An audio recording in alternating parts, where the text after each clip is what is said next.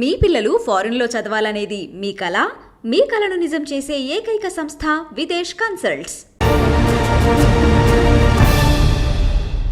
Welcome to crime analysis. Telephone tapping case అటు తిరిగి ఇటు తిరిగి సినీ పరిశ్రమకు తలుపులు తట్టాయి.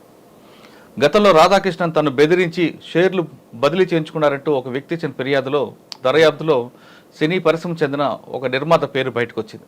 దాంతో ఇప్పటికే జూబ్లీస్ పోలీసులు రాధాకృష్ణన్తో పాటు అతని పేరు కూడా నమోదయ్యే అవకాశాలు కనిపిస్తున్నాయి. ఇదే అంశంపై మనతో మాట్లాడడానికి మాజీ పోలీస్ అధికారి డాక్టర్ సర్వేశ్వర రెడ్డి గారు ఉన్నారు. అడిగి తెలుసుకుందాం. సార్ నమస్తే అండి. నమస్తే. సార్, ట్యాపింగ్ కేసు తీసుకుంటే రాధాకృష్ణ గారి కన్ఫెషన్లో చాలా విషయాలు బయటకు వచ్చాయి. మీరు అందులో చూశారు కూడా.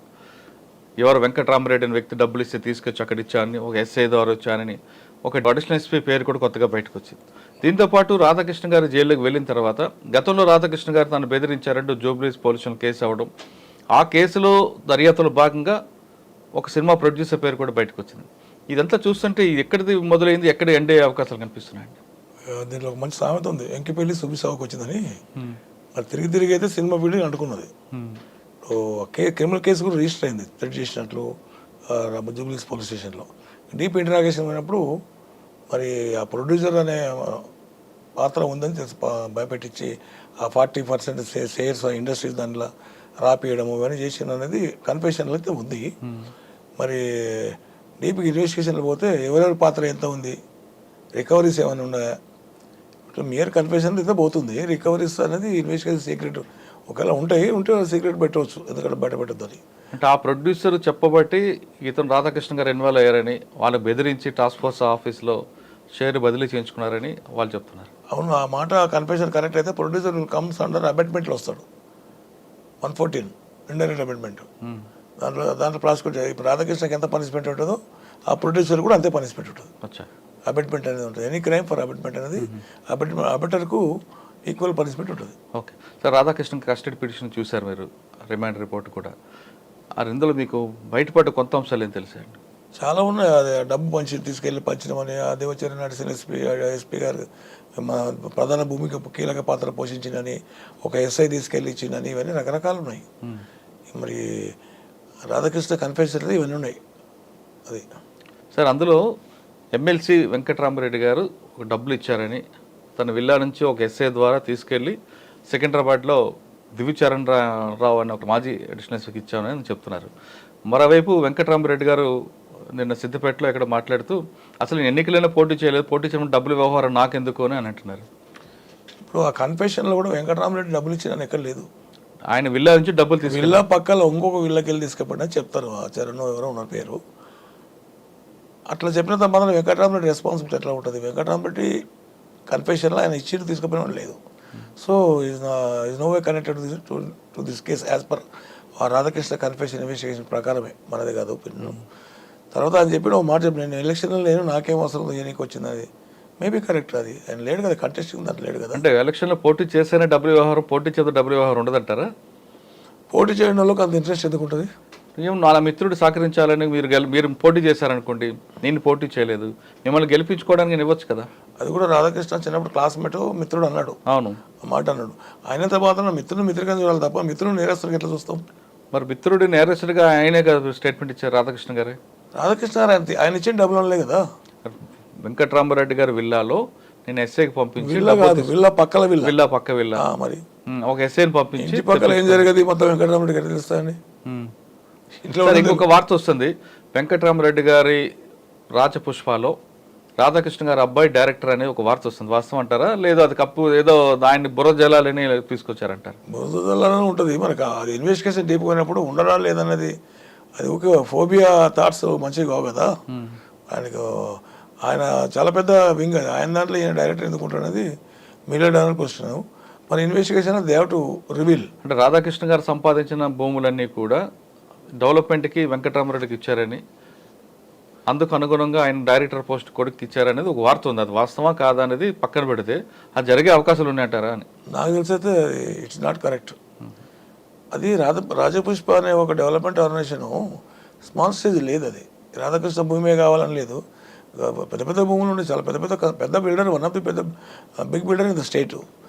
ఆయన దాంట్లో పోయి అనేది పెడతాడు, ఈ చిన్న ఈ స్మాల్ బర్డ్, అది కరెక్ట్ కాదు. మరి ఈ ఒక వార్త సృష్టించుకొని పొంకాలు వచ్చేదానికి వెంకటరామరెడ్డికి సంబంధం లేదు, రాధాకృష్ణకి సంబంధం లేదు. నిన్న డీసీపీ గారు కూడా స్టేట్మెంట్ ఇచ్చారండి, ఈ కేసు దర్యాప్తు కరెక్ట్గా వెళ్తుంది, అనవసరంగా మీరు దాన్ని కలర్ వేయద్దు అని అంటున్నారు. అవును, మరి లేనిదోటి నేను టీవీలో చూసాను, ఒక ఫ్లైట్ పెట్టి యూట్యూబ్లో ఈ ఫ్లైట్ ఆ ఫ్లైట్ అని చెప్పి చార్టర్ ఫ్లైట్ చూపిస్తున్నాను. అదృష్టానికి వెళ్తే నేను ఆ పైలట్ నా తోరికి వచ్చిండు, సార్ మా ఫ్లైట్ చూపిస్తుంది అని అన్నాడు. ఈ కలర్ ఆ కలర్ ఒకటి, ఆ కలర్ ఈ కలర్ చూపిస్తున్నాడు. ఆ పైలట్ ఓంకార్ రెడ్డి అని ఉన్నాడు, సార్ మా ఫ్లైట్ చూపిస్తున్నాడు, ఇంత అద్భుతంగా ఉంటుంది సార్ అంటాడు. ఆ ఫ్లైట్ దానికి కొన్ని రోజులు పనిచేసిండు, పైలటే, ఎక్స్పీరియన్స్ పైలట్. అట్లా కూడా చూపిస్తుంది. లేని తోటి చూపించి అడ్వాన్స్గా పోయి ఇన్వెస్టిగేషన్ మిస్లీడ్ చేయడము, డైరెక్ట్ ఇన్వెస్టిగేట్ చేయడము. ఇన్వెస్టిగేట్ జర్నలిజం డిఫరెంట్, ఇన్వెస్టిగేట్లో తప్పుదో పట్టించట్లు కొంతమంది అవగాహన లేక చేస్తున్నారు. అవగాహన లేక సీనియర్స్ చెప్పరు. ఎందుకంటే మీరు ఒక ఛానల్లో అవును ఆ నలుగురు అని పెట్టి ప్రభాకర్ గారే దీనికంతా కీలకదారి చూపిస్తూ ఎస్ఐబి ప్రభాకర్ కాకుండా ఇంకో ప్రభాకర్ గారు ఫోటో పెట్టారు. అవును, అట్లా లేనితోటి బయటకు వస్తుంది. ఇప్పుడు ఒక మాట బయటకు వెళ్తే 10 మాటలు కాయకడుతున్నారు. అది సార్ డీసీపీ గారు చెప్తున్నట్లుగా మనం ఫైనల్గా తీసుకుంటే ఈ కేసులో మీడియా ఇన్వెస్టిగేషను లేదు, మీ సొంత తెలివితేటలు చూపిస్తే కేసు పక్కదారి పడుతుంది అని రిక్వెస్ట్ చేస్తున్నారు ఆయన. నిజంగా జరిగే అవకాశం ఉంటుందా? మీడియా ఇన్ఫ్లుయెన్స్ అంత ఉంటుంది అంటారా? మిస్లీడింగ్ ఇన్వెస్టిగేషన్లో ఇంకేమైనా నేరస్తులు ఉంటే కూడా అలర్ట్ అవుతారు. ఒకవేళ అలర్ట్ అయినప్పుడు ఇన్వెస్టిగేషన్ కోఆపరేట్ చేయకపోవచ్చు. ఇన్వెస్టిగేషన్ జర్నలిజం అనేది must project the fact to the society as a bridge role. అంతేగాని ఆడ ఉన్నది లేనట్లు, లేనిది ఉన్నట్లు చెప్పడానికి జర్నలిజం అంటే సీనియర్ జర్నలిస్ట్ చెప్తలేరు, కొత్త పిల్లలు. కరెక్టే సార్, ఆ చేసిన మాత్రాన కేసు ఎందుకు స్పాయిల్ అవుతుంది అంటే రకరకాల అపోహలు సొసైటీలో సృష్టించడం అయితే కదా. ఎవరిదో పేరు ఇప్పుడు మీరు అన్నట్లు ప్రభాకర్ రావు అంటే ఆ ఫోటో తీసి ఇంకో ఫోటో పెడితే మీ ఈ ప్రభాకర్ రావు కదేది, అలా రిలేషన్స్ ఫ్రెండ్స్ ఏమనుకుంటారు? అది డ్యామేజ్ కదా, అది సైకలాజికల్ డిప్రెషన్ దారిది కదా. అట్లా ఫ్యాక్టరే అండి. ఏం ఇన్వెస్టిగేషన్ లేకపోతే రేపు చెప్తారు వాళ్ళు. ఇన్వెస్టిగేషన్ ఎప్పుడు మిస్లీడ్ చేసేటట్లు జర్నలిజం ఉండద్దు. జర్నలిజం ఉండాలి ఎప్పుడు ఫ్యాక్ట్స్ని ప్రొజెక్ట్ చేసుకుంటూ ప్రజల్లో పెట్టే పాపం ఉంటుంది. ఒకవేళ ఫ్యాక్ట్స్ కన్సిడర్ చేసి ఇన్వెస్టిగేషన్ అయినప్పుడు after charge sheet you can do anything, you can not talk anything. అది ఓకే. ట్యాపింగ్ కేసులో లీకులు ఇవ్వకుండా డైరెక్ట్గా ప్రెస్ మీట్ పెట్టండి అంటూ కేటీఆర్ గారు మొన్న ఒక ఛానల్లో ఇంటర్వ్యూ ఇచ్చారు. ప్రెస్ మీట్ పెడితే నష్టమా, పెట్టకపోతే నష్టమా? అండర్ ఇన్వెస్టిగేషన్లో ఉన్నప్పుడు అంతే చెప్తారు. ట్రాన్స్పరెన్సీగా ఉంది, అకౌంటబుల్ ఇన్వెస్టిగేషన్ నడుస్తుంది కనుక మీరు ఎవరు కంప్లీట్ అయిన తర్వాత, ఛార్జ్ అయిన తర్వాత ప్రెస్ మీట్ పెట్టి చెప్పేస్తామని చెప్తారు.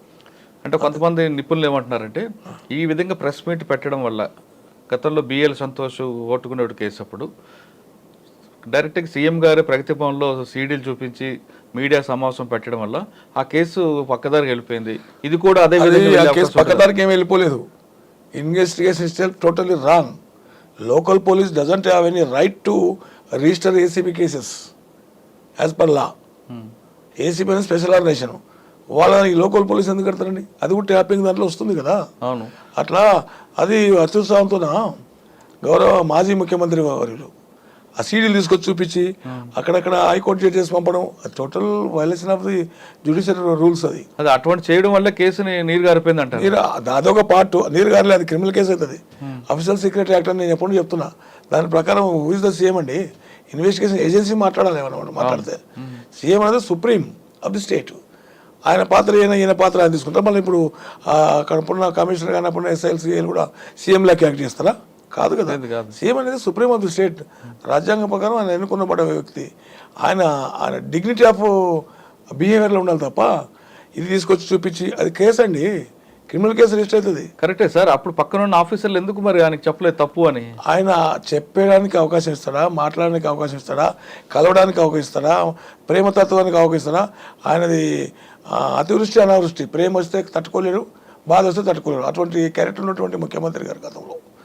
మరి ఎప్పుడు లేనిది అట్లా చేయడం అంటే కరెక్ట్ కాదు. అది ఇన్వెస్టిగేషన్ ఇంటర్ఫియర్ కానీ సీఎంలో ఈవెన్ జ్యుడిషియరీ కూడా స్పీడ్ అప్ ది ఇన్వెస్టిగేషన్ చెప్తారు తప్ప ఇన్వెస్టిగేషన్ అట్లా చేయి ఇట్లా చేయాలి జ్యుడిషియరీ చెప్పదు. కరెక్టే సార్. అటువంటి కేసుల్లో మేము మీడియా వాళ్ళు ఎవరైనా అడిగితే ఇది కోర్టు ప్రాపర్టీ, ఎవరికి ఇవ్వకూడదు అంటారు మీలాంటి వాళ్ళు. అవును, ఎందుకంటే ఇన్వెస్టిగేషన్లో ఒక మీరు ఆంబుష్ చేశారా లేదంటే ఓకే ట్రాప్ వేశారు, ఆ ప్రాపర్టీ అంతా కోర్టు ప్రాపర్టీ, మేము డిస్క్లోజ్ చేయకూడదు అంటారు. అవును, మరి ఆ కోర్టు ప్రాపర్టీని డైరెక్ట్గా మీడియా ముందు చూపించారు కదండి ఆయన. అదే కదా ఈటీడే మిస్టేక్.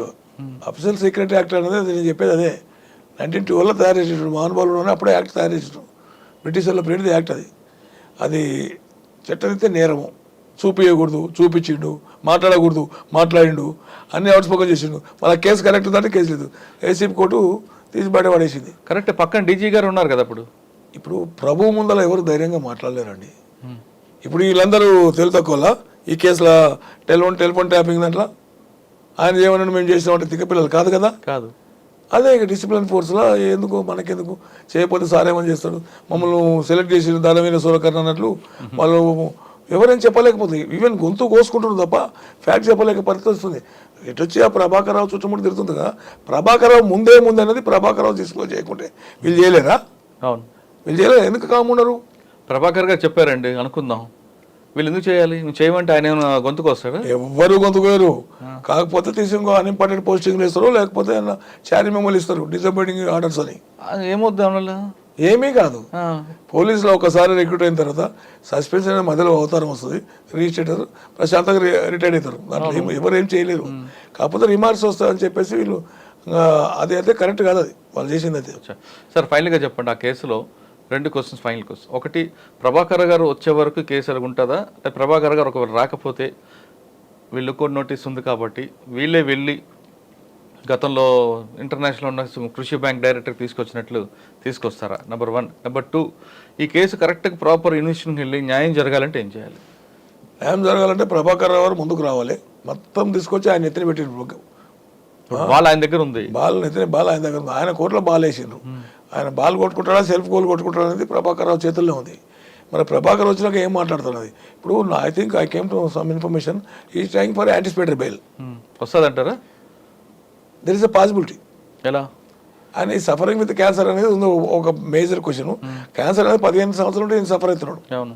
కోర్టు ఏమైనా లీనియట్ తీసుకుంటే, లేకుంటే కోర్టు సీరియస్ తీసుకుంటే, హ్యూమనిటేరియన్ గ్రౌండ్స్ ఏమైనా తీసుకుంటే యాంటిసిపేటరీ ఇచ్చి అసిస్ట్ ఇన్వెస్టిగేషన్ చెప్తారు, కోఆపరేట్ చేయండి. క్రైమ్ జరుగుతున్నప్పుడు ఆల్రెడీ క్యాన్సర్ ఉంది కదా, జరగక ముందు నుంచి క్యాన్సర్ పేషెంట్ కదా. అది డిఫెన్స్ అంటే వీళ్ళు పబ్లిక్ ప్లాట్ఫామ్ చెప్తారు కదా. ఇప్పుడు హైకోర్టు జీపీ మన హైకోర్టు అడ్వకేట్ అటెండ్ కావాలి దీనికి. వాళ్ళు చెప్తారు క్యాన్సర్ ఉన్నప్పుడు నుండి ఏనాడు ఉన్నాడు కదా, మళ్ళీ కొత్త క్యాన్సర్ అంటే క్యాన్సర్ సివియారిటీ పెరుగుకుంటూ పోతాయి రోజులు పెరుగుకుంటూ. అప్పుడు లేదు కానీ కాము ఉంది కానీ అప్పుడు మళ్ళీ ఇప్పుడు వచ్చి ఉంటుంది అనే ప్రిడిక్షన్స్ ప్రెజ్యూమ్స్ ఉంటాయి. ఆ జడ్జి గారు 90% నమ్మరు. ఒకవేళ 10% ఏమో నమ్మిన మానవత దృక్పథంతో అయ్యో మనిషే కదా, నేరం పురోగే వరకు నేరం చేసినానని చెప్పడానికి లేదు. అవును, రెస్పాండెంట్ అని పదం యూజ్ చేయాలి, లేకపోతే నేరస్తు అనే పదం యూజ్ చేయవచ్చు. అట్లా ఆ విధంగా మరి జ్యుడిషియరీ ఆలోచిస్తే, కన్సల్ట్ జడ్జి గారు ఆలోచిస్తే బెయిల్ రావడానికి ఛాన్స్ ఉంటుంది. Condition bail as and when required by the investigation agency your should available and assist to the investigation అని బెయిల్ ఇస్తారు. అప్పుడు యాంటిసిపేటరీ బెయిల్ ఇచ్చినప్పుడు వీళ్ళు చేసుకోవచ్చు ఇంటరాగేషన్. కానీ ఆయన వచ్చే వరకు వీళ్ళకి బెయిల్ రాదు కదా. ఇప్పుడు ప్రసక్తి లేదు. మరి వాళ్ళు అలిగిపోతున్నారు కదా. అలిగిపోతున్నారు మరి చేసే క్రైమ్ అట్లా ఉంది, వెయిట్ చేయాల్సింది తప్పదు. అనిచ్చినా కూడా వస్తానికి గ్యారెంటీ లేదు కదా ముందు. ఎందుకంటే హీనియస్ అఫెన్స్ రకరకాలటువంటి క్రైమ్స్ దీంట్లో ఇన్వాల్వ్ అయినాయి. అవును, అందుకొరకు ట్రయల్ మేబీ కమిన్స్ అని ఛార్జ్ చేసుకుంటే కూడా వాళ్ళు లెటర్ వేస్తే రాదు. ఆయన రాకపోతే బెయిల్ రాదంటారా? 100% తిరుపతి ఆల్రెడీ బెయిల్ పిటిషన్ అందరూ మూవ్ చేసుకున్నారు, ఎవరు మూవ్ చేయలే. రాదు. ఎందుకంటే వీళ్ళ ఎవిడెన్స్ ఆయన సపోర్ట్ చేయాలి కదా, వీళ్ళు చెప్పిన దాన్ని సపోర్ట్ డినై ఏదో చేయాలి కదా. అప్పుడు ఆయన వచ్చిన తర్వాత వీళ్ళకు there is a way go for court. Bail is right ఒక విధంగా, కానీ ఇటువంటి కేసుల్లో రాయవారు. ఎందుకంటే court also judicial also observing day by day situations కదా. ఇంత హీనియస్ క్రైమ్లో వీళ్ళు ఇన్వాల్వ్ అయ్యంటే అంత తొందరగా బెయిల్ ఏం అవసరం అని మాట్లాడతారు. ప్రాపర్ ఇన్వెస్టిగేషన్ వెళ్తే ఎలాగ వెళ్ళాలంటారు? ప్రాపర్ ఇన్వెస్టిగేషన్ వెళ్ళాలంటే దీనికి రికవరీస్ తీసుకోవాలి. Only main confession not admissible అని టైమ్ అండ్ అగైన్ చాలాసార్లు చెప్పినాం. 27 ఎవిడెన్స్ కింద రికార్డ్ చేసినా కూడా ఇది 25 కింద admission before the police officer కింద వస్తుంది. A statement made before police officer is not admissible అని ఎవిడెన్స్ యాక్ట్ చెప్తుంది. అందుకు రికవరీస్ అనేది మస్ట్. నేను స్టార్టింగ్ నుండి చెప్తున్నా, ఉట్టిగా మాట్లాడుకుంటే అది మీరు అంటుంటారు కదా సాలిపురుగు లాగా పట్టుపురులాగా అక్కడికి అక్కడికి వదిలిపెట్టుకుంటూ పోతే అవన్నీ కనెక్టివిటీ చేయాలి కదా. అవును, చేసినప్పుడే దానికి ఒక రూపము క్రైమ్ రూపం వస్తుంది. లేకుంటే ఇది ఒకటే స్టేట్మెంట్ అన్న fear of custody statement not at all admissible. ఇంకోటి కస్టడీలో ఉన్న statement any statement without recovery not admissible. అది అందుకొరకు రికవరీ స్పోర్ట్స్లో వాళ్ళు చేస్తున్నారు అనుకుంటున్నాను. ఎందుకంటే అంతకు సీనియర్ ఆఫీసర్స్ ఉంటారు కదా, వాళ్ళకి తెలియంది ఏం కాదు, అందరూ తెలుసు. డిఎస్పీలకు కానీ వాళ్ళందరూ తెలుసు. వాళ్ళు ఖచ్చితంగా మంచిగానే చేస్తారనేది మనం అనుకోవాలి తప్ప ఇన్వెస్టిగేషన్ ఏజెన్సీ తప్పడానికి లేదు. ఓకే, ప్రభాకర్ గారు వస్తే ఈ కేసులో ఒక మలుపు తిరిగే అవకాశం ఉందంటున్నారు సర్వేశ్వరరెడ్డి గారు. ప్రభాకర్ గారు రానంత వరకు అప్పటికే జైల్లో ఉన్న వాళ్ళెవరికి బెయిల్ రావడం ఇప్పట్లో కష్టం అంటూ సర్వేశ్వరరెడ్డి గారు చెప్తున్నారు. ఇది ఫోన్ ట్యాపింగ్లో జరిగిన వ్యవహారం. మరో అంశాల్లో మళ్ళీ కలుద్దాం. అంతవరకు నమస్తే. Thank you sir. Thank you very much.